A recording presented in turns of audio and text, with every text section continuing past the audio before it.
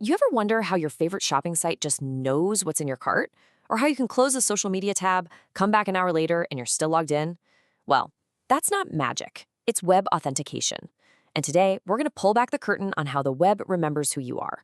We're going to break down the two heavyweights in this space, the classic session and the modern JWT. So here's our game plan. We'll kick things off with the big question that every single web developer has to answer. Then we'll look at the classic solution, good old cookies and sessions. After that, we'll jump into the modern world with JSON Web Tokens. We'll put them head-to-head, cover the security rules you just can't skip, and wrap it all up by helping you figure out which one makes the most sense for your project. All right, let's dive right in. At the heart of all this is one fundamental challenge every single person building for the web has to solve: memory. I mean, think about it. The web, by its very nature, is completely forgetful. We call it stateless. Every time you click a link or refresh a page, it's like you're a total stranger.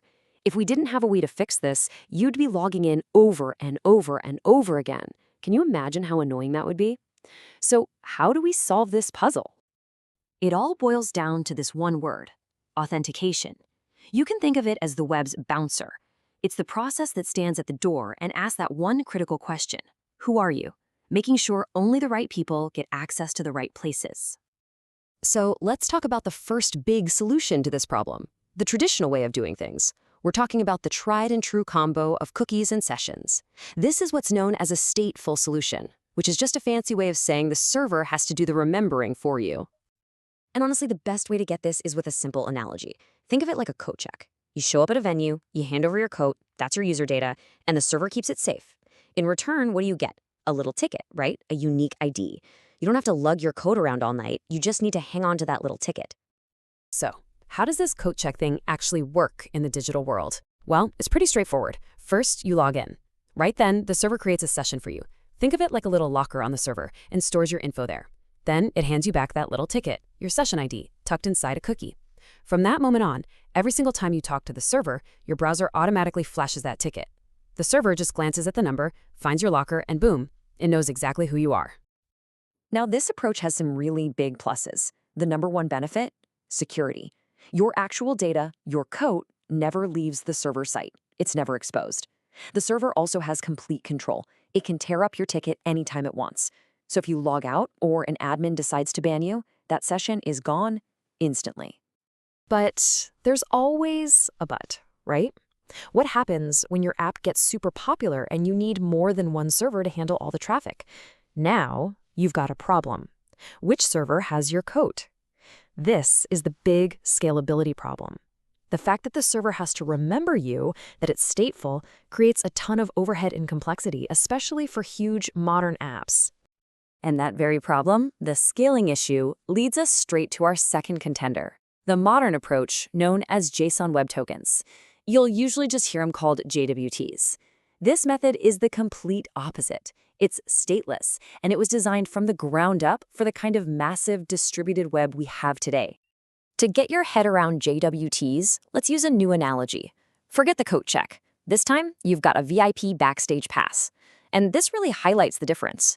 The pass itself has all the important info printed right on it: your name, your access level, when it expires.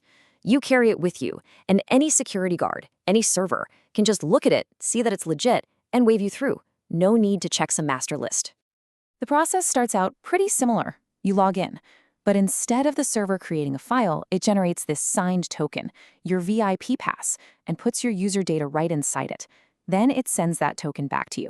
Now it's your job to show that token with every request you make, usually in something called an authorization header. Any server that gets it can just check the digital signature, confirm it's real, and you're in.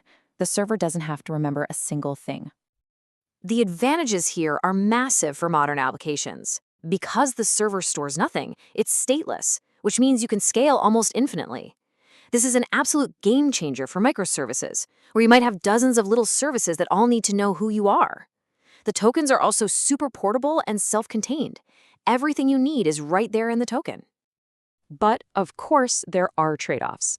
What if someone steals your VIP pass? Well, until it expires, they can pretend to be you. Revoking a JWT is really hard because there's no central place to just delete it. You have to wait for it to expire or build some complex workaround. And another thing, if you try to stuff too much information into that token, it can get pretty big, and that can actually slow down your whole application. Okay, so we've seen both approaches, the good and the bad. Now let's put them side by side in a proper showdown to make the differences crystal clear. You know, if you remember just one thing, let it be this. With sessions, the server is the one responsible for remembering everything. It keeps the state. With JWTs, that whole responsibility gets pushed over to the client. The client holds the state inside the token. That's the core architectural decision you're making. This table really lays it all out. Sessions are stateful, Which makes scaling them a real headache. But on the flip side, kicking someone out is instant and easy. JWTs are stateless, so they scale beautifully. But revoking a token before it expires, oof, that's tricky and takes some extra engineering. See, it's that classic battle. Do you want more control, or do you want easier scalability? Now look, no matter which path you go down, some security rules are just non-negotiable. These are the things you have to do, period, no matter what system you're building. First and foremost, always use HTTPS. That encrypts everything. If you're using cookies for sessions, you got to set the HTTP only and secure flags to protect them. With JWTs, don't ever put super sensitive data in the payload and keep them small. A really crucial strategy for JWTs is using short-lived access tokens with longer-lived refresh tokens. That way, if a token gets stolen, the damage is limited. And for any system, you have to have a solid logout plan and protect your login pages from getting hammered by attackers. All right, we've gone through the theory, the pros and cons, the security essentials, so now it's time for the final, most important question. Which one is right for you? The general rule of thumb is pretty clear. You're probably going to lean towards sessions if you're building a more traditional monolithic app. You know, where the front end and back end are all one big happy family. And they're definitely the winner if you need that power to instantly revoke someone's access, like an admin needing to ban a user right now. On the other hand, JWTs are almost certainly your best bet if you're living in the modern world of microservices and distributed systems. They are the perfect fit for single-page applications, for mobile apps, and really any situation where different services or APIs need to talk to each other without sharing some central database of sessions. And that really brings us to the core takeaway here, which is summed up perfectly by this quote from Raul Junco. There is no single best solution. There's no magic bullet. It is all about understanding the trade-offs and picking the right tool for the job you are actually doing. So, now the choice is yours. As you start planning out your next big project, what's it going to be?